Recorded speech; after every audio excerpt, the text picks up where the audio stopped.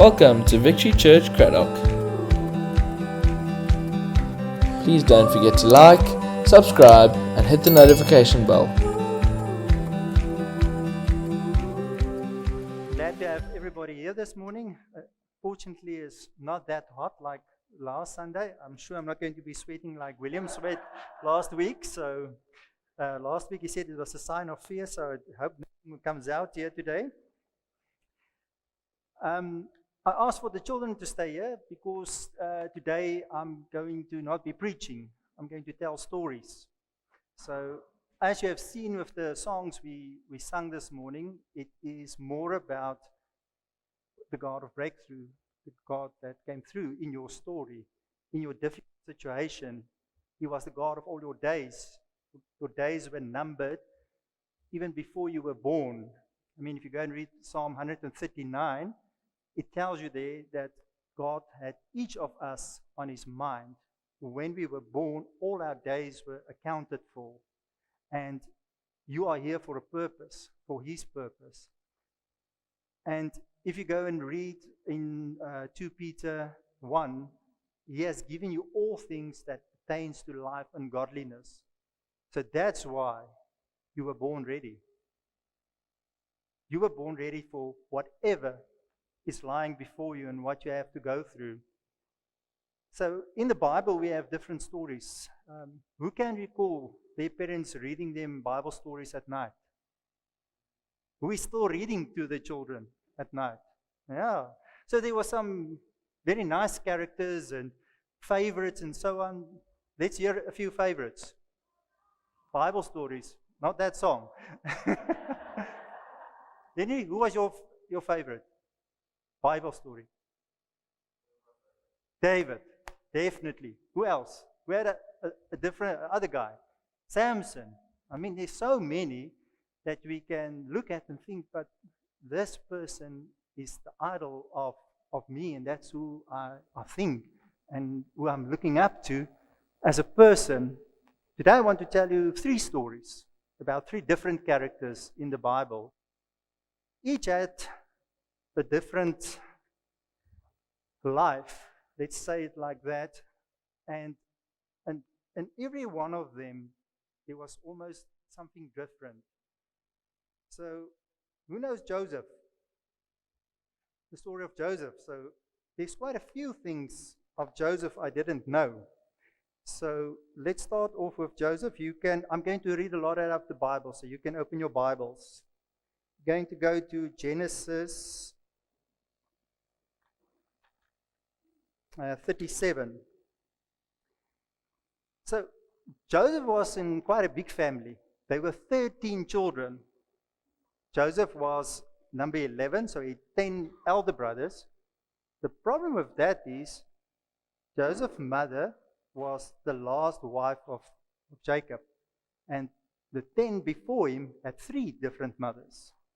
So they were quite a mixed breed with mothers and one father.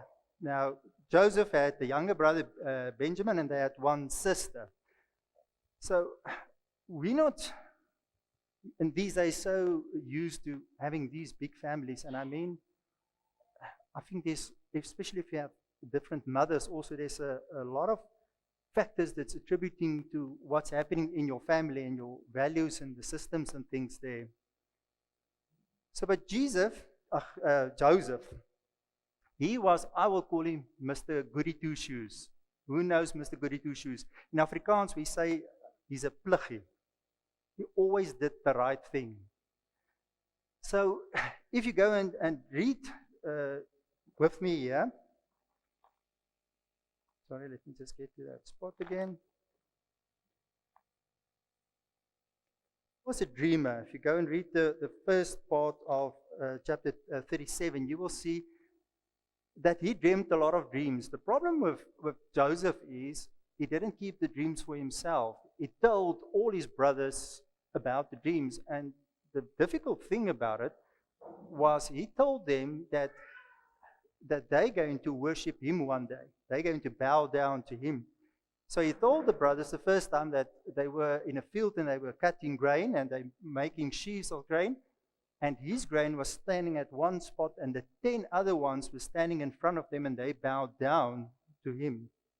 So Joseph was the younger brother, and I don't know who of you has younger brothers, but I mean, sometimes you think, really? And then he had another dream. He told them again. He dreamed about the stars in heaven, and again there was the 10 stars and his star, and even the sun and the moon bowed down before him. This he told his dad also, and his dad told him, listen, these things is not really, you can't tell it to your brothers. Please don't tell it, because I think the father has already, Jacob has seen, they're getting agitated with this story. But he also told Joseph, listen, I don't think we're going to bow down and worship you. But Joseph kept with his dreams. So one day, Jacob sent Joseph to go and find out how's the sheep doing and if the brothers are fine. And when he was walking still a long way from them, they saw him coming.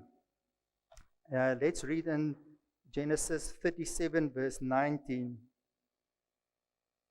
And they said one to another, see, here comes this dreamer and master of dreams.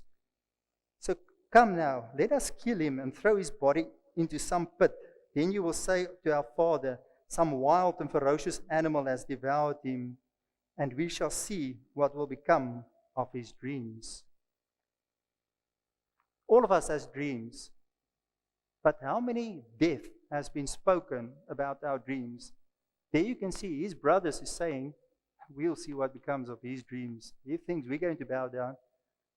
And even to think to a point that they will kill him and get rid of him. So who in your life has killed your dreams? To whom have you told your dreams and said, this is what I want to do in life? You won't get there. No, I don't think you'll make it. And that's the story of Joseph. But he didn't leave it there. So fortunately, his brother Reuben intervened, and he ended up being thrown into a pit. Now, if you read a little bit later in Genesis, at that stage, Joseph was 17 years old. Is there somebody here that's 17 years old? Who's 17? So there's one. Stand up, please. Stand up.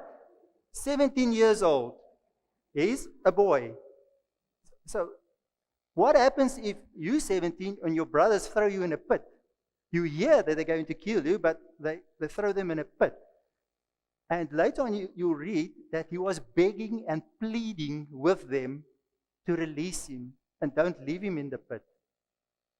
And even when they did it, they went and sat next to the pit and just started eating. They didn't care about him crying in the pit. At that stage, some Ishmaelites came past. They were from Arab. And they said, rather let's sell him to them. At least we can make money out of our brother. Sold him for 20 pieces of silver. And off he went with the Ishmaelites to Egypt. So, but imagine you crying there and you're in the pit, and the next moment here comes the rope. Oh, at least they've heard me. I'm free. Hoist it up outside. No, you sold. You go with these guys. I mean, where's your emotions going to be? Almost killed. Now I'm in a pit. Now I'm out of the pit. Now I'm sold. So, but Joseph's on his way. He's going to Egypt. They end up at Potiphar's house. He was one of the rich guys in Egypt at that stage, and he started working there. And I mean, what he has been through is actually horrifying.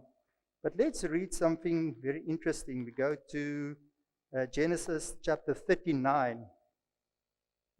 So it's just a page further, and verse 2. But the Lord was with Joseph, and he, though a slave, was a successful and prosperous man, and he was in the house of his master, the Egyptian. And his master saw that the Lord was with him, and that the Lord made all that he did to flourish and succeed in his hands. So Joseph pleased Potiphar, and found favor in his sight, and he served him. And his master made him supervisor over his house, And he put all that he had in his charge. From the time that he made him supervisor in his house and over all that he had, the Lord blessed the Egyptian's house of Joseph's sake. And the Lord blessed was all that he had in the house and in the field. And Potiphar left all that he had in Joseph's charge and paid no attention to anything he had except the food that he ate. What you must remember, he's 17 years old. He ended up at Potiphar's house. My question to you is, especially to the ladies, who will appoint a 17-year-old foreigner in your house to run your household for everything? But that's what Joseph did. He didn't come there and said, oh, I'm a slave. I'm going to sit here and I'm just going to do what is necessary. He did more than was expected from him. In life, we end up in situations where we get to a job and we think, this is not my job that I really want. We end up buying a piece of land or a farm, and this is not really what I want. I wanted more. I wanted bigger because I had bigger dreams. But are you working for a salary, or are you working for the Lord? Are you getting paid for yourself, or are you accomplishing something for the Lord, that you are gaining up wealth in heaven, that you're getting riches? Do everything as unto the Lord, or are you just there? And when you are there, is people seeing the difference because you are there?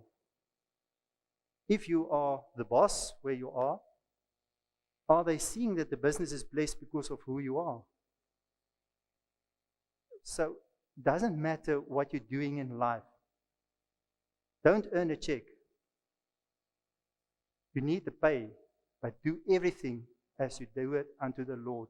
Because that is what Joseph did. 17 years old, a slave, but the household of Potiphar was blessed because of what he did. He brought light into that house. He brought favor. He brought blessing into that household. And Potiphar saw that. He just sat down and he ate. So what are you bringing to the world? Unfortunately for Joseph, he was a quite handsome looking guy. So Potiphar's wife started to look at him and think, this is a very nice guy. And the one day she decided, I'm going to have a bit of Joseph. And Joseph said, no, I'm taking off, and he's off.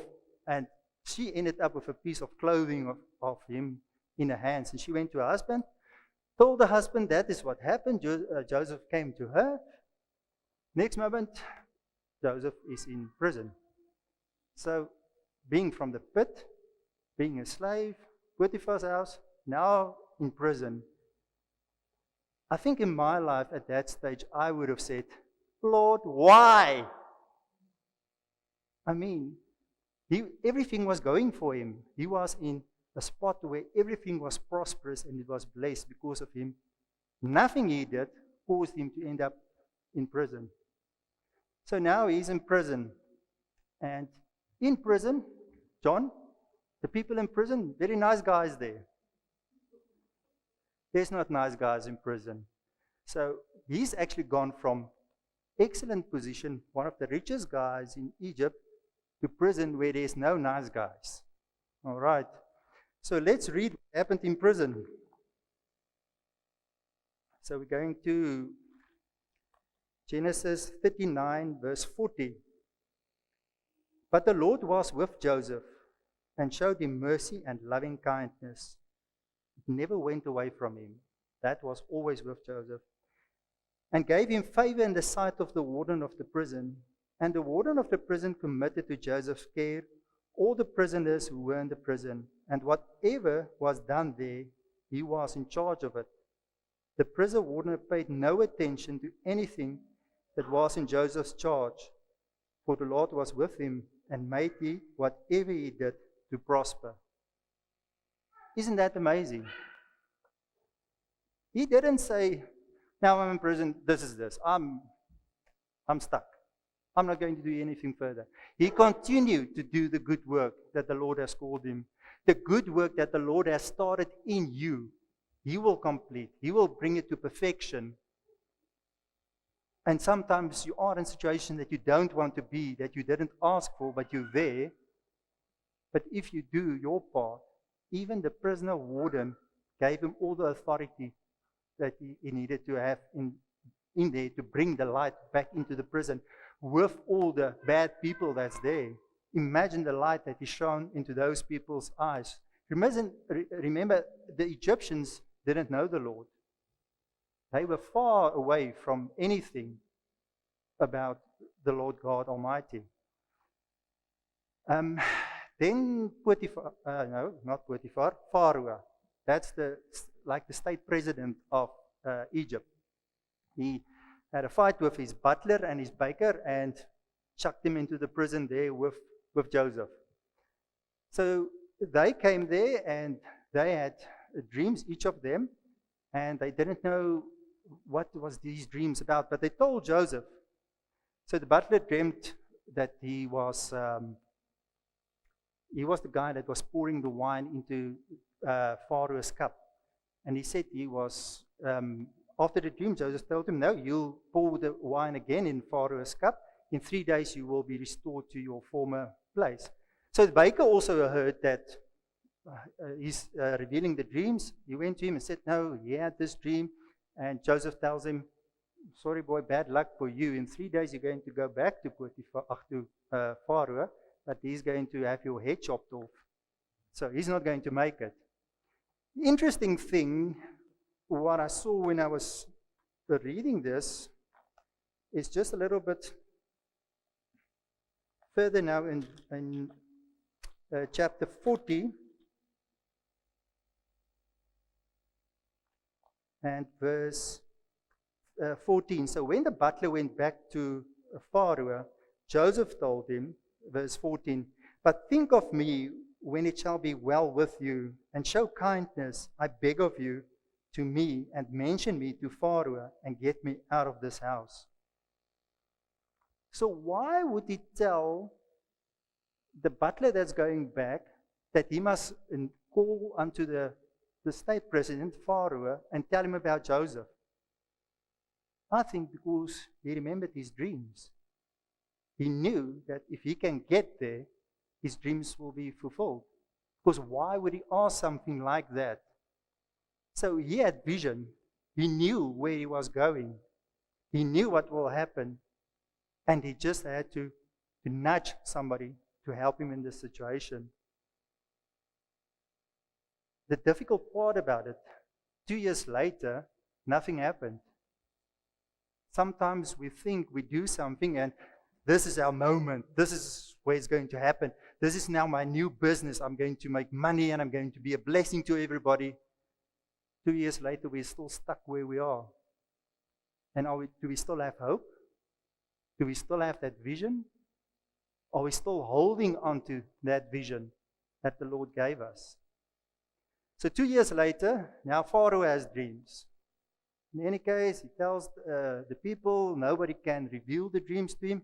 But the butler comes in, he pours the wine, and wait, I know a guy there in prison.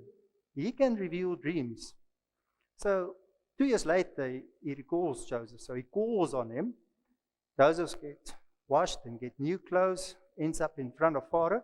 Pharaoh tells him he has the dream of 7 fat cows standing next to the Nile River, and then 7 thin cows comes walking up, and they devour those cows.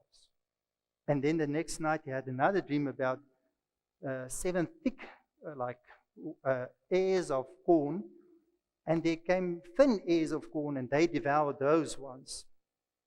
And Joseph told him the 7 fat ones was the 7 good years that will be in Egypt, and then the 7 smaller ears or the cows will be in the time when there will be famine in the land, so there won't be anything produced. So they have to start getting ready for this. And I want to read this for you.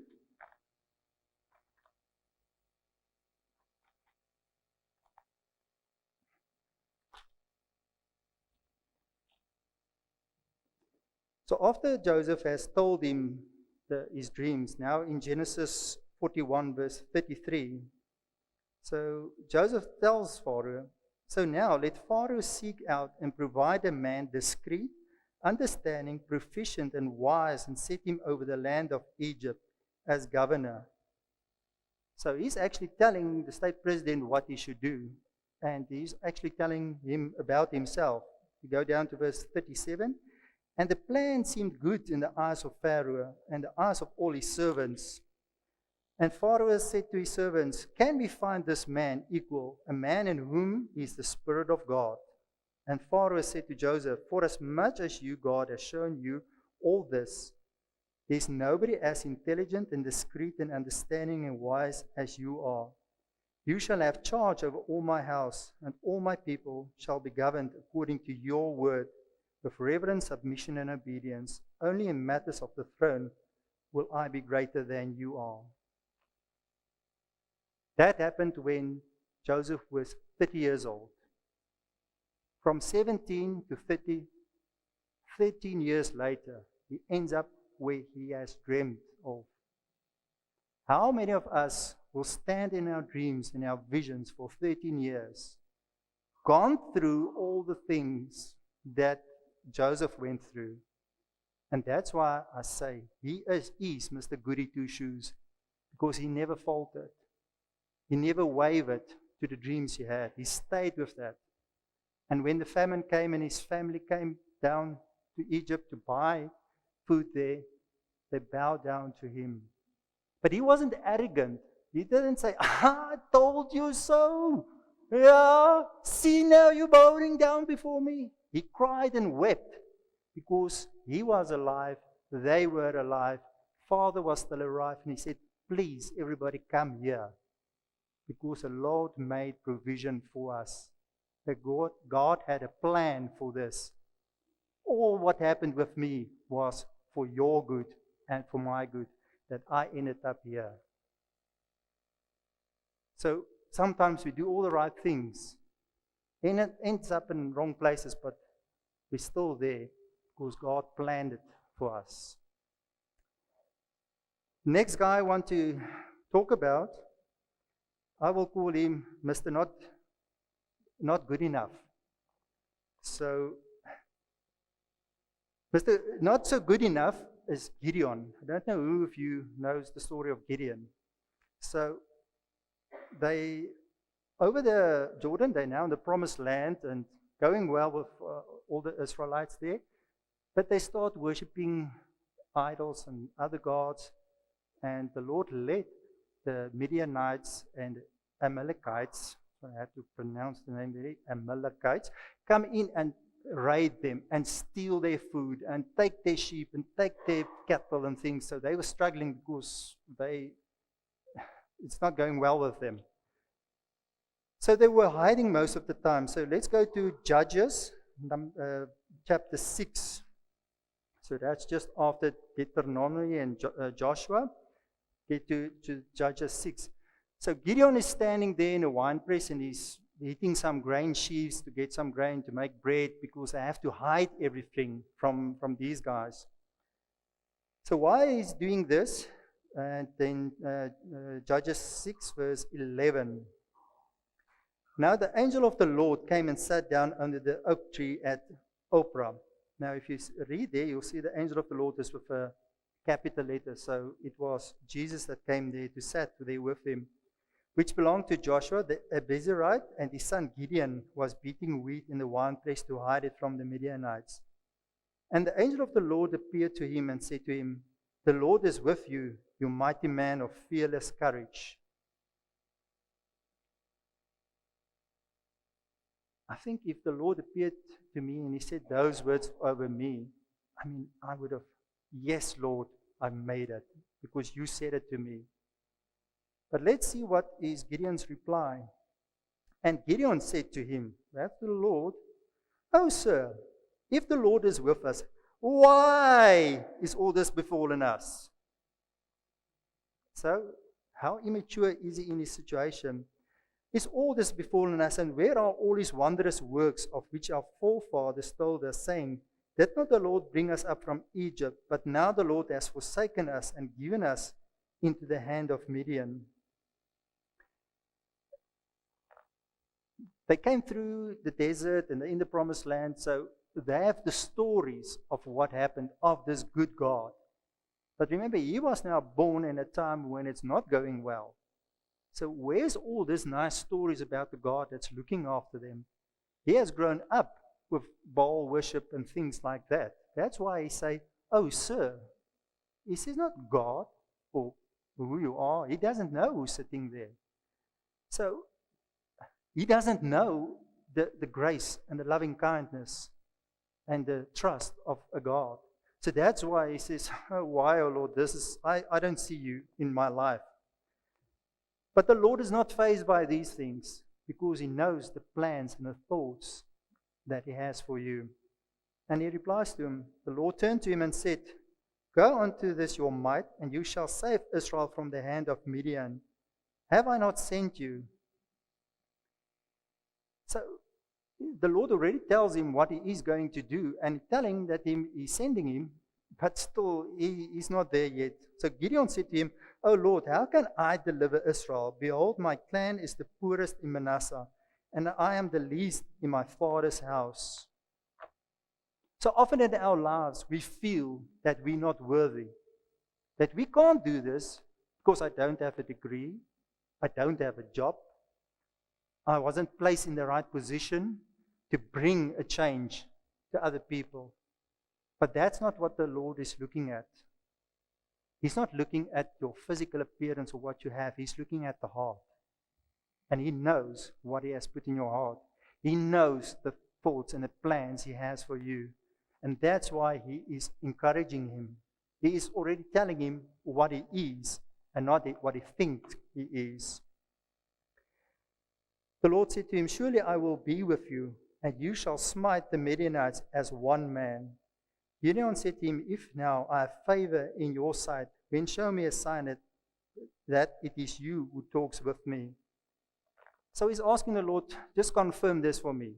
I mean, all of us usually need confirmation in what was happening around us. So he goes and he gets a piece of meat and he gets some cakes and he brings it and he puts it on a rock, and the Lord touches it with his staff and whoops, flames, and everything was gone. So he now know that was the Lord that was speaking to him. But the Lord told him now something different. That night the Lord said to Gideon, "Take your father's bull, the second bull, 7 years old, and pull down the altar of Baal that your father has cut down. Pull down the altar of Baal that your father has, and cut down the Asherah," that's the symbol of goddess of Asherah, "that is beside it, and build an altar to the Lord your God on top of this stronghold with stones, laid in proper order. Then take the second bull and offer a burnt sacrifice with the wood of the Asherah, which you shall cut down." So what I read there is how specific the Lord is with what he is telling him. He doesn't tell him, "Oh, just go home and worship something." He tells him, "Go slaughter your father's ox, the second one, 7 years old." He knows everything about us. He knows our cattle in the field. He knows how old they are. And he tells them, build an altar, cut it down, and place the rocks in proper order. Don't just heap a lot of stones on and just make a fire and do an offering. So Gideon does it, but when does he do it? At night, because he's afraid of what the people is going to say about this. So he takes 10 men, and that night they slaughter the second bull, 7 years old, on the Baal worship rocks with the Asherah. That's a wooden piece of idol they have there, and they do the burnt offering. And the next morning, everybody in town is very angry with him because they're struggling to have calves and oxen and things because the Midianites are raiding them. Now he's just burned up a whole ox there. And he told them why he did it.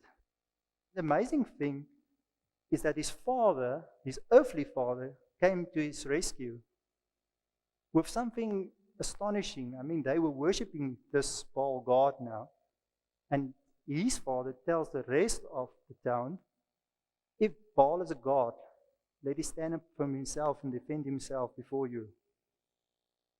And we all know that's impossible because he's not a living God. So his name changed from Gideon to Jerubbaal. That means to fight against Baal. So suddenly, he is accepted in his town. Remember, he was the least in his father's household. Manasseh was the smallest clan. Suddenly, he was accepted for who he was. Let's read in chapter 6, verse 34. But the Spirit of the Lord clothed Gideon with himself, and that himself is in capital letters. So that is as good as the Holy Spirit coming upon you. But the Spirit of the Lord clothed Gideon with himself and took possession of him, and he blew a trumpet, and the clan of Abiezer was gathered to them. So the Lord gave him suddenly this strength to do the work that he has called him to do. And he blows the trumpet, and he calls the people to come and fight now against these people. 32,000 guys pitch up there, ready for the fight. They're going to do the thing. But the Lord tells them, no, there's too many. You have to send a few home. I think he was doing his sums. The Lord tells them, ask them who's afraid and trembling, and tell them they can go home. 22,000 left. So 2/3 of the army left. Now he's stuck with 10,000. Right, Lord? We can do it with 10,000. The Lord tells him, I think he has too many people. You must take them down to the river, and they must drink water. Those that lap the water with their hands, count them, and the ones that lies down and sip the water like a dog, count them. And I think while they were walking down to the river, you want to say, lapping the water, lapping the water, lapping the water, please. The guys that was lapping the water, 300. 32,000 down to 300. I'm sure he wasn't feeling very excited about this war that was upon them. But the Lord knew his heart. So now with 300 men, he's going into battle. So let's read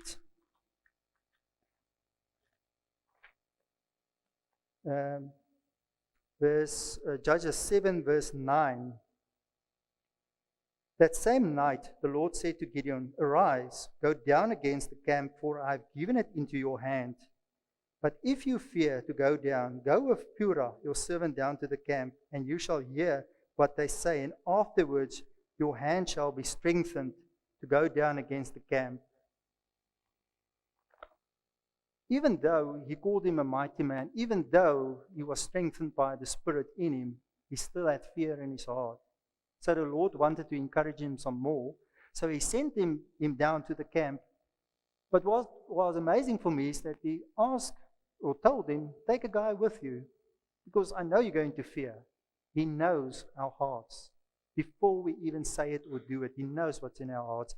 And sometimes we need somebody to stand with us in our fearful situations that we can take with us, to strengthen us, to be there for us. If you go and read in Proverbs, it says, if one person falls, it can be a great fall, but if there's two, the one can help the other one than to sustain it. So they go down to the camp, and he hears the one guy telling the other one, I saw this bun, like a bread bun, rolling down there from the Israelites' camp, came into our camp, destroyed all our tents. And the other guy said, that can only be Gideon and his men that's going to come in camp and destroy us. I mean, who won't be strengthened by those words?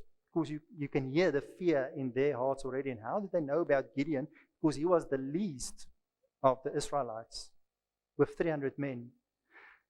So that night they went there and they surrounded the camp, 100 men on that side, 100 men this side, 100 on the other side, and they broke.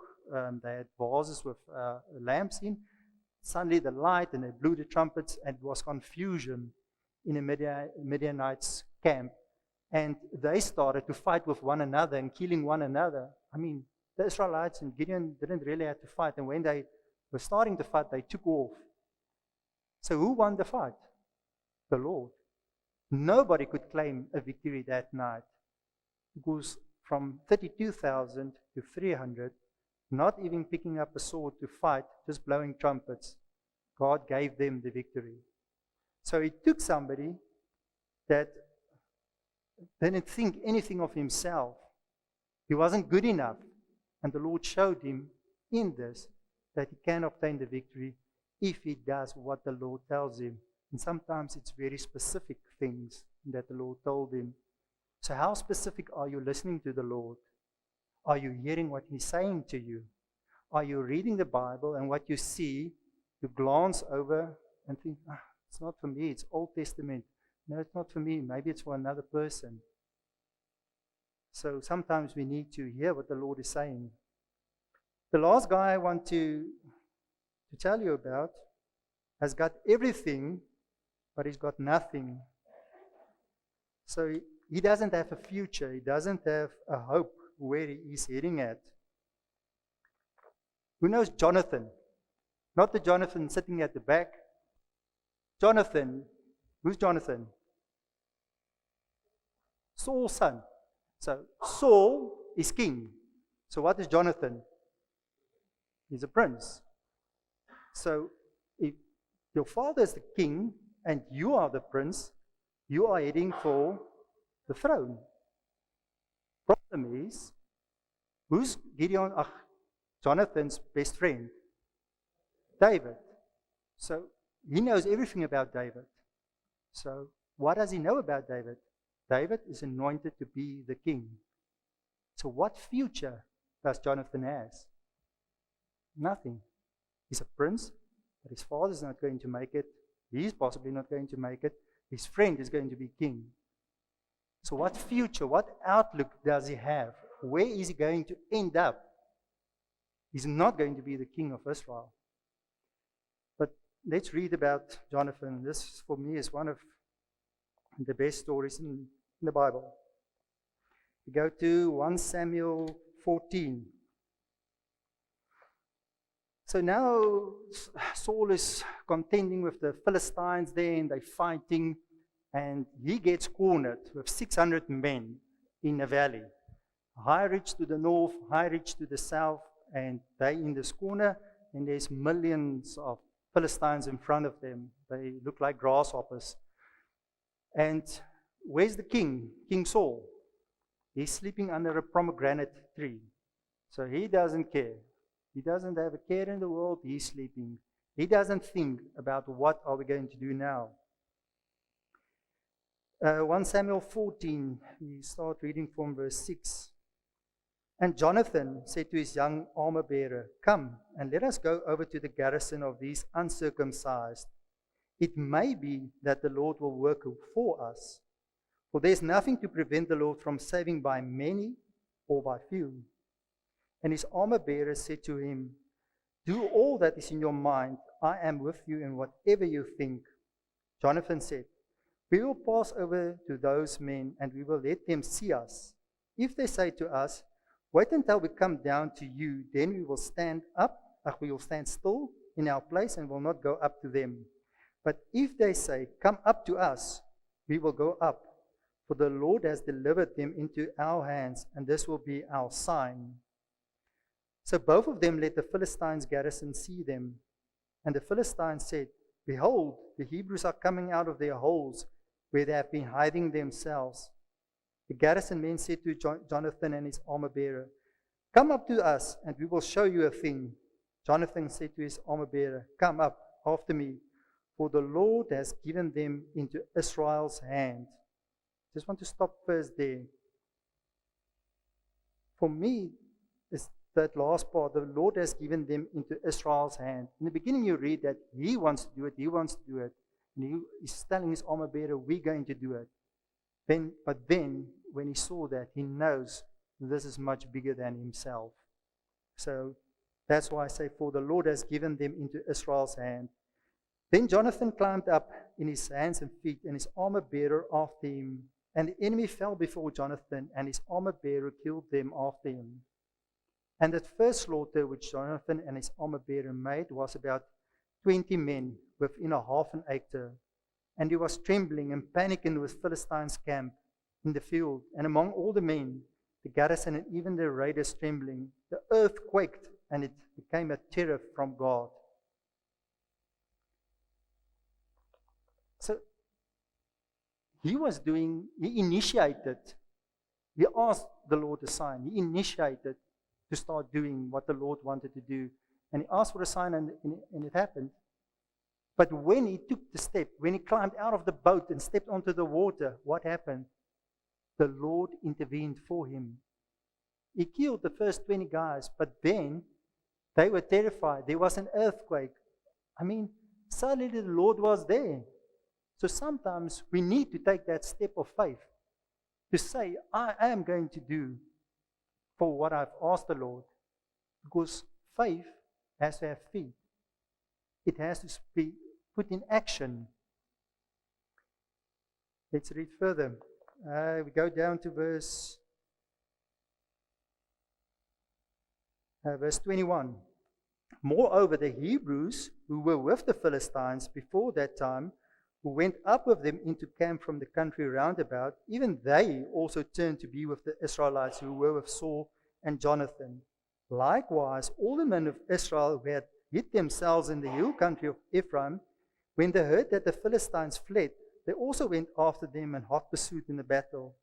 So the Lord delivered Israel that day, and the battle passed beyond Bethaven. Sometimes we take a step of faith, and we think it's a small step. But in taking that step, he took the step to kill 20 men, and even the Israelites that was fighting with the Philistines started fighting with them against the Philistines. So in your life, sometimes you take a small step of faith, but how many people are you going to inspire by what you're doing? How many people are going to see what you're doing, and in your faithfulness is going to be inspired, and also start taking that step, and also say, if he can do it, I can do it. So in these three people's lives, quite different lives, we have Mr. Goody Two Shoes that always did the right thing. We had Mr. Not So Good Enough that wasn't good enough to do anything. And we have a guy that doesn't have any future. But all of them had a vision. All of them had a plan. All of them asked the Lord, what can we do? Where can we go? So in our lives, maybe there's somewhere you feeling, I'm doing all the good things, but I'm not seeing it. I'm not good enough. Can I do the things? Or I don't have a vision. I don't have a plan where I'm heading to. But the important thing is, Joseph had a dream. Do you have a dream? Do you have a plan for the future? Where are you heading at? And what did Gideon do? He listened to the Lord. Everything the Lord said, he listened to. Maybe sometimes in fear of what people may say or do, but he listened exactly to what the Lord told him to do. And he did it exactly as the Lord said. Doesn't matter the circumstances, doesn't matter the 32,000 men or 300 men. He listened and he did exactly what the Lord told him. And then lastly, we have a guy that doesn't have a future, but he stood up. The king was sleeping, but he stood up and said, I'm going to make a difference. And I want to ask you today, are you going to make a difference? Are you going to take a step of faith? Doesn't matter what happened in the past, like Karen prayed this morning.